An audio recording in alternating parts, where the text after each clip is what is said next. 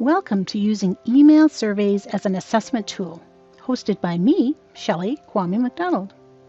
How can emails be used for an assessment tool? It's a commonly used, remarkably easy method to obtain feedback from students. Depending upon the settings of your survey, it can be named or anonymous. Do you recognize these? They are forms of email surveys that we've all encountered in our lives. These particular ones are called Net Promoter Scores, or NPS. If you work in a progressive company or have purchased something from a retailer recently, you've probably already filled one of these surveys out. Or perhaps you've ignored them. An email survey could also look like this or this. So how does it work? First, ensure everyone has access to an email account and that you have contact information for everyone. Next, create a survey consisting of a couple of questions asking for student reactions to the course. Clearly explain the purpose of the survey, what information you are looking for, and why you are asking for this information. Ensure you use clear and simple language, and don't forget a deadline date to encourage students to respond quickly. Now send those emails out to the students. Now, depending upon the format of the survey, student responses can be automatically tabulated, sorted, and summarized by the program you use. Those details can be further analyzed if you wish. For example, if you use Google Forms, it will automatically summarize the responses. You can export them to a spreadsheet program to further analyze the data. Review the responses and determine if there are commonalities. Watch for unexpected results, as it may signal a very unhappy student. Discuss the results with the class and explain what changes or adjustments will be made based on their feedback. You could also have another faculty member receive the data, analyze it, and debrief you and the students. So when would you use it? You can use it anytime you need a quick read of the room. It allows you to collect valuable feedback from the students. As they reply anonymously, it lessens their anxiety and makes it easy to complete. It's electronic, so students can answer it from wherever they are. Possible topics for surveys could include everything from feedback on the course to feedback on the students themselves. For example, some questions might relate to their preferred learning style. What are they worried about? What are their study habits? How do they prepare for exams? What do they like best about the course? What do they like least about the course? Are there any parts of the course that are still a little confusing? As you can see, there's a lot of information that can be gleaned very easily and quickly.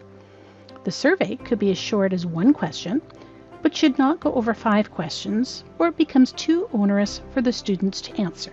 You don't need fancy software either. You could use a Google form to create a very basic survey. If you want a little fancier, there are lots of apps out there that you could use. Limitations of using email surveys could include: students need to have an email address and need to know how to use email programs. For the most part, that should not be an issue in today's world. Watch how you set up your questions. If you leave a space for longer responses, ensure there is adequate but not too long a length. You don't have time to read 30 essays if you want to discuss the results at the next class, and you want the students willing to answer the survey. They will ignore your survey if it's too long. Of course, don't ask questions about things you can't or aren't willing to change. Emphasize the response deadline. It is easy for an email to get lost or for students to get too busy to check them in a timely fashion.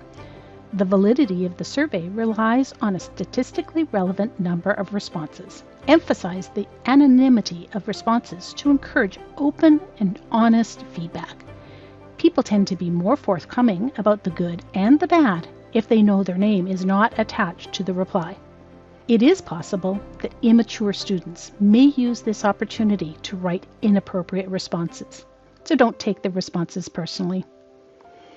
At the end of the day, we all want feedback, and we want to make it as easy as possible to give that feedback.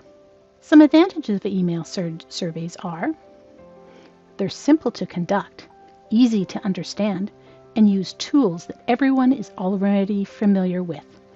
It simulates real life, Progressive companies are using NPS surveys to ensure their staff are happy. They can be run frequently to spot issues before they become too large.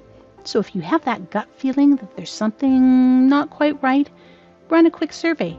See what the responses are. Improves morale as you are interested in student opinions. Comments made in the survey are in actual student voices and not predetermined choices. It's good for insight about what they liked as well as how they connected with the content.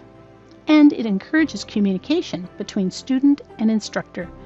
This makes us better teachers, and it makes it for better courses for the students. Some best practices to keep in mind when using email surveys are: give the students time in class to respond. Limit the length of responses, so give a little paragraph space rather than a large one. Be clear in your wording of the survey. Limit the number of questions, as it encourages responses and it's not too onerous to complete. Albert Einstein said it best: the instructor's job is to provide the conditions in which students can best learn. If we take care of that, everything else will fall into line. Thanks for listening to why I believe email surveys are an excellent assessment tool.